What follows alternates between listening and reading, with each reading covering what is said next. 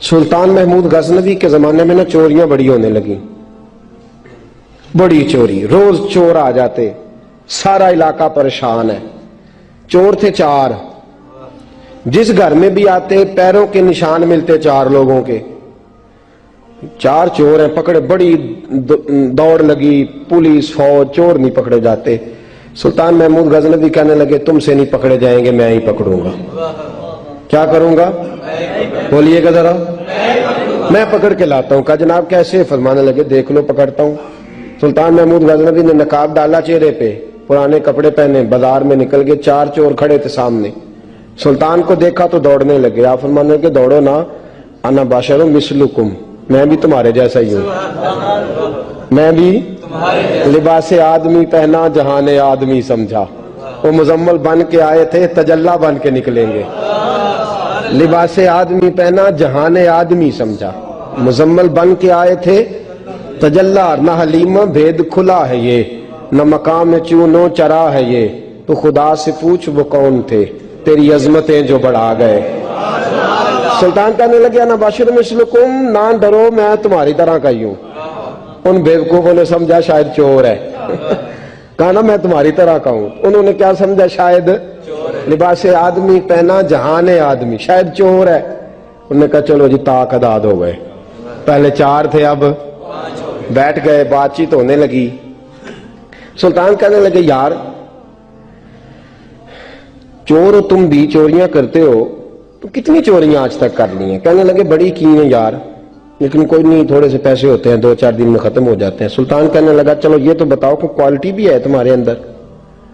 एक शख्स कहने लगा जी मेरे अंदर क्वालिटी है, जानवर बोले तो उसकी बोली सुन के बता देता हूं कि ये क्या कह रहा। दूसरे से पूछा तू भाई? कहने लगा जी मेरे अंदर क्वालिटी है कि जितनी मर्जी ऊंची दीवार हो, रास्ता कोई ना हो, मेरा काम है चढ़ जाना। तीसरे से पूछा तू बता? कहने लगा मेरी खूबी ये है कि मैं सूंघ के बता देता हूं पैसे कहां रखे हुए हैं। सुल्तान मुस्कुरा के कहने लगे सारी चोरों वाली क्वालिटियां हैं, पक्के चोर, चोरों वाली क्वालिटी है सारी तुम्हारे अंदर। खैर चौथे से पूछा तू बता, तू बता? कहने लगा जी मेरी क्वालिटी ये है कि जिसको रात के अंधेरे में नकाब में देख लूं, सवेरे पहचान लेता हूं बंदा कौन था। छुपा हुआ देखूंगा पर सवेरे मुझे, अंधेरा होगा, नकाब होगा, पर मैं सवेरे पहचान लूंगा। सुल्तान से कहने लगे हमने तो बता दी, आप भी बताएं। तो सुल्तान महमूद कहने लगे मेरी क्वालिटी ये है कि बंदा फांसी लगने लगे, मैं दाढ़ी हिलाऊं तो फांसी से उतर जाएगा। फांसी लगने लगे, मेरा काम है दाढ़ी हिलाना, और बंदा फांसी से फारग। ने कहा क्या बात है, पते एड्रेस सबके ले लिए। सुल्तान कहने लगा यार थक गए, चोरी कख दीवी तो चोरी लख दीवी, तो आज बादशाह का घर ना लूटे। रोज थोड़ी थोड़ी करते हैं तो बड़ा हाथ मारते हैं, कुछ हाथ तो आए ना। वो कहने लगे यार तू बड़ा दलेर चोर है, पहले दिन आया इतनी दलेरी। कहने लगे चलो आज सुल्तान का घर लूटते। चले महमूद गजनवी के घर की तरफ। जब पहुंचे ना दरवाजे पे तो कुत्ता भौंकने लगा। जो कहता था ना मैं पहचान लेता हूं, वो कहने लगा कुत्ता कह रहा है तुम्हारे अंदर एक बादशाह भी है, बादशाह है। तो बाकी 3 कहने लगे अजीब बेवकूफ है, हम तो एक जैसे हैं सारे। उन्होंने कहा नहीं है ना बादशाह मिसलुकुम, तू पागल है, आज तुझे गलती लग गई।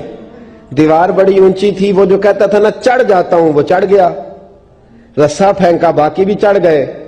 और जो कहता था सूंघ के बता देता हूं, उसने बता दिया कि इस कमरे में खजाना है। लूटा, नीचे आए, उसको एक जगह पे लेके बैठे बांटने के लिए। सुल्तान कहने लगे बेवकूफ हो, कोई मामूली घर नहीं लूटा, बादशाह का घर लूटा। सवेरे गली गली पुलिस दौड़ेगी, फौजी दौड़ेंगे, एक सुई भी पकड़ी गई तो पकड़े जाएंगे, खजाना जमीन में दबा दो, बात ठंडी होगी तो आके इसको उखेड़ेंगे, बांट लेंगे। एड्रेस पहले ले लिए थे, वो सब अपने अपने घरों को चले गए। सुल्तान आए, सिपाहियों से कहा कि 4 बंदे उठा लाओ, और फलान जगह खजाना दफन किया वो भी उठा लाओ। अब काजी साहब की अदालत में मुकदमा चला, जुर्म साबित हो गया, 4 को सजाए मौत हो गई। अब वो 4 कहते हैं 4 तो हम है, 5वां किधर गया? 5वां किधर है? ना बाशिर मिसलुकुम, वो कहता था तुम्हारी तरह कहूं, वो किधर है? जिस दिन फांसी लगनी थी ना, तवज्जो है आपकी, जिस दिन फांसी लगनी थी, महमूद गजनवी ने कहा कि फांसी लगते वक्त पहले मुझे मिला लेना। वो जब जा रहे थे ना वहां फांसी लगने के कमरे में, तो हुक्म था महमूद का, अब उनको आए लेके चारों महमूद गजनवी के पास। तो रात को तो नकाब में देखा था, अंधेरे में देखा था, वो जो कहता था ना पहचान लेता हूं, वो आगे बढ़ा, कहने लगा हजरत जी फांसी लगने लगी है, जरा दाढ़ी तो हिला दे, मेहरबानी तो फरमाए, लगने लगी है फांसी, मेहरबानी करे, मरने लगे हैं। सुल्तान महमूद कहने लगे इनको फांसी, बस वो दाढ़ी हिली, फांसी गई। महमूद गजनवी ने कहा चोरी ना करो, दरबार में आ जाओ, नौकरी पे बैठो, जो तनख्वाह कहते हो देता हूं, चोरियां छोड़ दो। चोरियां भी छोड़ दी, बंदे भी बन गए। महमूद गजनवी ने बाजू थामा और अपने पीर हजरत अबुल हसन खिरकानी के पास ले गए, बैत भी कराया, अल्लाह अल्लाह भी सिखाई, वली भी बन गए। मौला अबू नूर साहब वाले रामा फरमाते हैं बस यही बात है, वली अंदर ही फिरते रहते हैं, अंदर ही घूमते रहते हैं, लोग समझते हैं हमारे जैसे ही हैं, बस ताल्लुक ठीक रखना, कयामत में फांसी लगने लगेगी, उनकी दाढ़ी हिलेगी, अल्लाह निजात अता फरमा देगा। हज़रत बरेलवी रहमतुल्लाह ताला अलैह हमें सबक देते हैं, फरमाते हैं दुश्मने अहमद पे शिद्दत कीजिए, दुश्मने अहमद पे अशिद्दाउ अलल कुफार, दुश्मने अहमद पे हल्की फुल्की उनके साथ नफरत नहीं, ये कुरान मजीद का सबक है। दुश्मने अहमद पे शिद्दत कीजिए, मुल्हिदों से क्या मुरव्वत कीजिए, जो बेदीन हो जाए वो मुरव्वत के काबिल। हमारा अजीब मामला है, वो हमारे बच्चे काटते हैं, हम कहते हैं नहीं बात बैठ के करनी चाहिए, वो हमारे टुकड़े कर रहा है, खून पी रहा है, हम कहते हैं नहीं टेबल टॉक करनी चाहिए, हमने बात की है, सफीर को बुलाया था। ये किस किस्म की गुफ्तगू है भाई? वो तेरा खून पी रहा है, तू जवाब में कह रहा है नहीं नहीं वो हमने बात की है, अक़वाम मुत्तहिदा में कल परसों बैठेंगे, आपस में गुफ्तगू करेंगे, सही हो जाएगा मसला। अशिद्दाउ अलल कुफार, अहले ईमान मोमिन की पहली सिफ्त अल्लाह ने यह बयान फरमाई कि वो काफिरों पर वो सख्त है। पहली सिफ्त ये मन अहब्ब लिल्लाह व अबग़द लिल्लाह व मना लिल्लाह व आता लिल्लाह फ़क़द इस्तकमल अल ईमान औ कमा क़ाल सल्लल्लाहु अलैहि वसल्लम। हुज़ूर ने फरमाया अगर अल्लाह की रिजा के लिए मोहब्बत करना ईमान का हिस्सा है तो बुग़्ज़ रखना भी ईमान का हिस्सा है।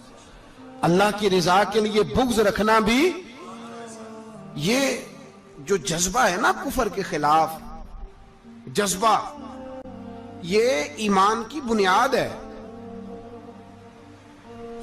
लोग कहते हैं इस्लाम मोहब्बत सिखाता है, इस्लाम, भाई कौन कहता है इस्लाम नफरत? इस्लाम सिखाता ही मोहब्बत है, इस्लाम सिखाता ही। लेकिन मेरे भाई ये तो बतलाओ ना साहब कि वो जो जड़ी बूटी फसल के साथ उगाती है उसका रंग हरा नहीं होता, वो चहचहाती लहलहाती नहीं, काटते क्यों हो पकड़ के उसे, दवाई डाल के मारते क्यों हो? इसलिए कि बाकी फसल को तबाह ना करे, बाकी फसल को नुकसान। काफिर पर जब तू सख्ती करता है तो उसका मतलब ये होता है कि वो फिर दोबारा जुल्म नहीं करता, वो ज्यादती। हमारी काफिर के हक में नरमी है। सऊदी गवर्नमेंट का मरासला आया, उन्होंने कहा जनाब हमें शिकवा है पाकिस्तानी हाजियों से कि हजने जब जाती हैं तो ये बुर्का नहीं पहनती, नकाब नहीं ओढ़ती। ये बाकायदा मरासला उनकी वजारत हज ने पाकिस्तानी, मुझे चूंकि मौका मिलता रहता है हज ट्रेनिंग पर जाने का, तो हमें वो पढ़ाते हैं, कहते हैं जी ये आप देख लें। बाकायदा मरासला आया, बड़ी खुल के बात कर रहा हूं जिम्मेदारी से। ये जनाब पाकिस्तान की जो बीबियां यहाँ हज करने आती हैं वो बाजारों में बगैर नकाब के फिरती हैं, वो खजूरें खरीदने चाहती हैं तो बगैर नकाब के, खुशबू लेने जाती हैं तो बगैर नकाब के, लिहाजा इन्हें पर्दा कराओ। अगर कोई बीबी बगैर पर्दे के आई, चले अय्याम हज में तो एहराम की हालत में तो हम कबूल कर लेंगे, लेकिन अगर इसके अलावा आई तो हो सकता है डिबोर्ट कर दी जाए। बाकायदा मरासला। आम गरीब मुल्क की, पाकिस्तान की, इंडोनेशिया की, सूडान की बीबी बगैर पर्दे के नहीं जा सकती, पर ट्रंप की बीबी बगैर पर्दे के सऊदी अरब जा सकती है। हम तुम चुप कर गए हो ना, वीडियो मेरी पे बनती है, ਤੁਹਾਡੀ नहीं। فکر نہ کریں، میں سچی بات کر رہا ہوں، سچی بات اور کھری کر رہا ہوں ذمہ داری سے۔ او بھائی، اس کی بیوی پر کوئی پابندی نہیں، کوئی پابندی نہیں۔ وہاں تم نے تلواریں پکڑ کے رقص کر لیا، وہاں سب جائز تھا۔ اب تمہیں وہ کدھر گیا متوا جو بھاگ کے آتا ہے کہ گنبد کی طرف منہ نہ کرو؟ وہ کدھر گئے لوگ جو کہتے ہیں جناب دیکھو جی وہ مقدس پاک لوگ ہیں، خبردار ان کی بات نہ کرنا؟ کلیجہ روتا ہے، دل خون کے آنسو ہوتا ہے۔ اتنا بڑا حج کا اجتماع ہوا ہے، تمہیں کوئی توفیق نہیں تھی تو وہاں کہنا تھا اس کو، حج پڑھانے والے کو، خطبہ دینے والے کو، کہ برما کے لیے دعائی کر دے۔ کہنا تھا اسے فلسطین کے لیے۔ بھائی میں جو رونا رو رہا ہوں ذمہ داری سے رو رہا ہوں۔ خدا را سمجھو، جب تم نے تمہاری اپنی بات آتی ہے تو 34 ملکوں کا اتحاد اکٹھا ہو جاتا ہے، اور جب امت کی بات آئے پھر کوئی پرواہ نہیں۔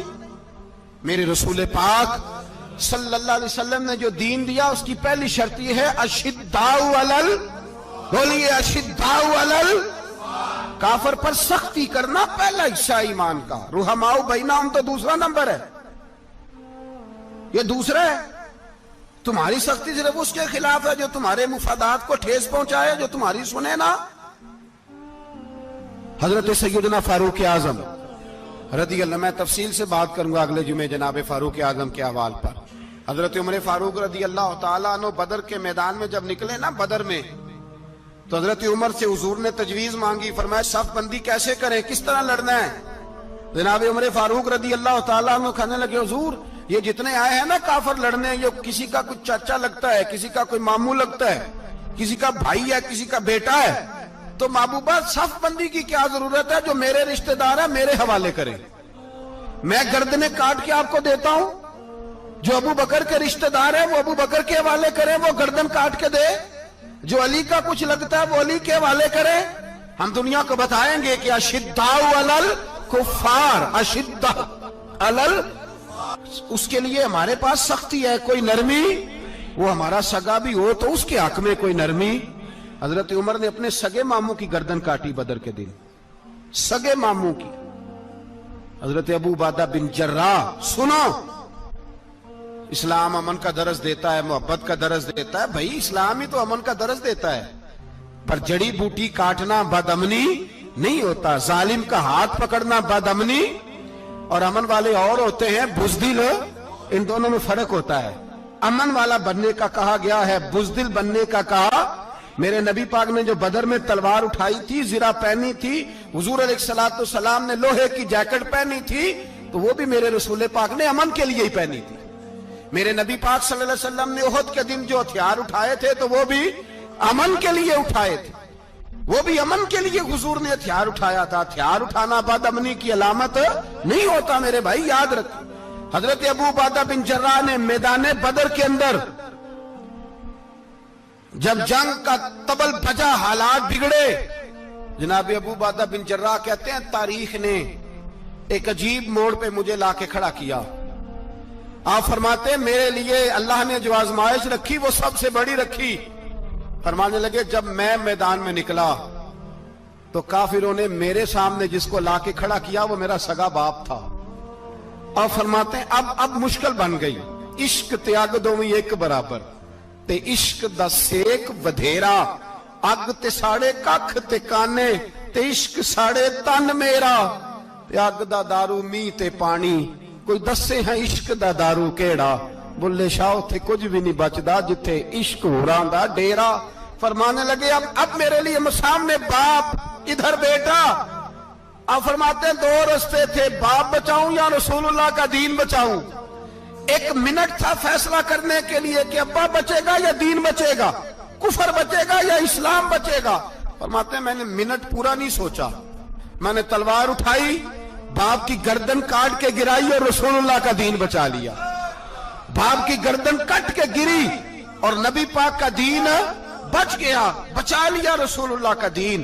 حضرت عمر نے ماموں کو مارا۔ حضرت مصعب ابن عمیر کہتے ہیں تاریخ مجھے بھی لا کے کھڑا کرتی ہے بدر کے میدان میں، تو کفر کا لبادہ اوڑھ کے جب سامنے آیا تو وہ میرا سگا بھائی تھا، سگا بھائی۔